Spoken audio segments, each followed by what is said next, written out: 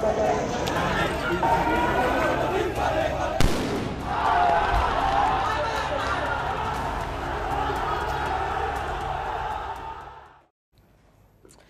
we turn to Bangladesh, where some protests have turned deadly.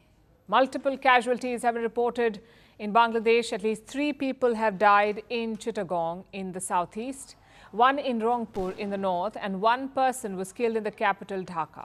Meanwhile, more than 400 people have been injured from all across the country. Take a look at the situation on the ground.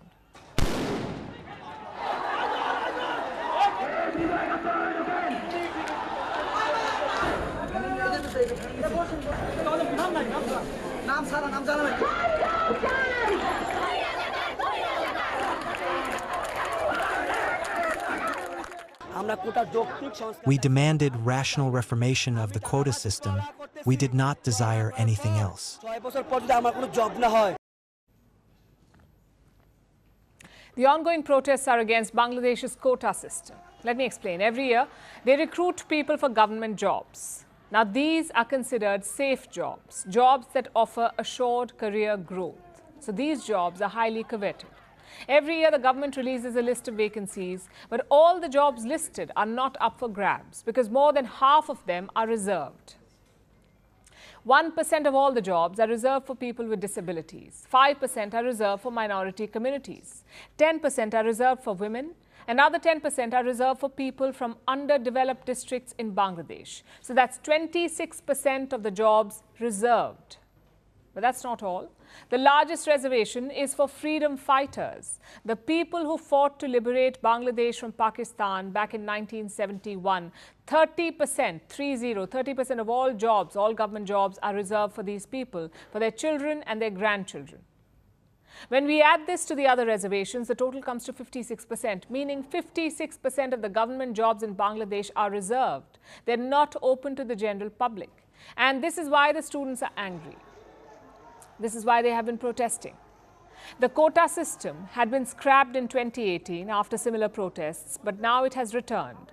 Last month, a court reinstated the quotas, and that is what sparked the latest round of demonstrations. This is against various parts of the system, from the percentage of reserved seats to the vacancy rule. What's the vacancy rule? If a reserved job cannot be filled, if the quota candidates fail to clear the requirements or the recruitment tests, the job would be left vacant. It would not be opened up to the general public. That is the rule, even if there weren't enough reserved candidates applying. The vacancy remains, but it's not given to the general public. And remember, these jobs are much sought after. So these wasteful vacancies also riled up the people. They have been protesting for weeks now, even after another court order. The quota reinstatement was paused last week by Bangladesh's Supreme Court. It has put the reservation policy back on hold, at least for a month. But this did little to calm the protesters. In the last 2 days, the situation came to a head when Prime Minister Sheikh Hasina weighed in. She took a dig at the protesters. She used the word Razakar while talking about the protests. And this did not go down well with the protesters because Razakar is a taboo term in Bangladesh. It describes the people who collaborated with Pakistan during the 1971 War of Independence. It effectively means traitors, Razakar. So when the protesters heard this, they were enraged. They took to the streets and chanted slogans.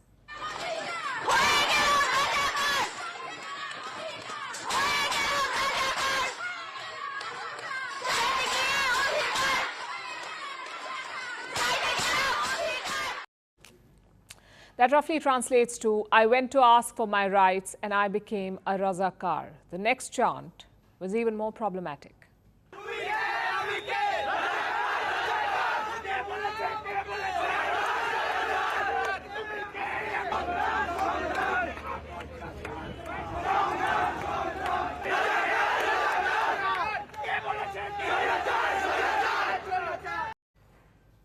They're saying we are Razakars, the government has said so.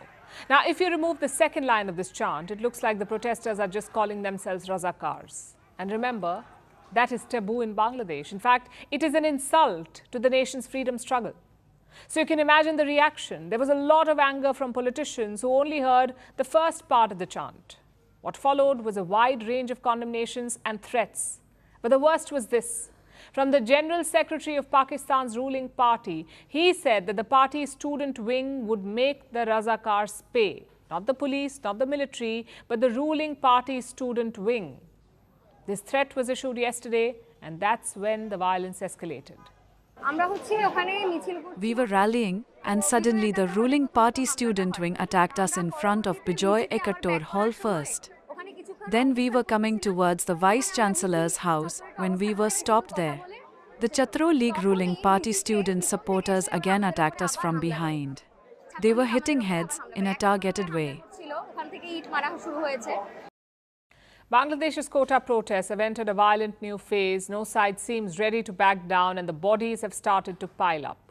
We hope that the situation de-escalates and cooler heads prevail.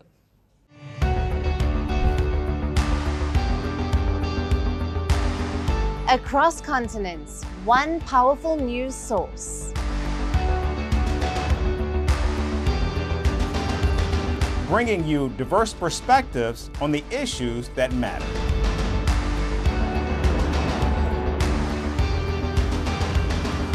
We go beyond the boundaries to give you that little extra about every sporting moment.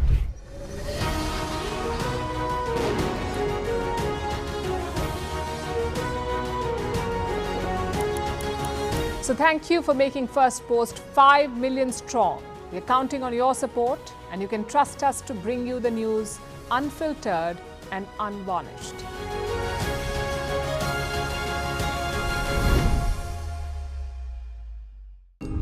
As the world warms, nature's sentinels will rise. As a billion hands will dig deep to write a new future for our planet.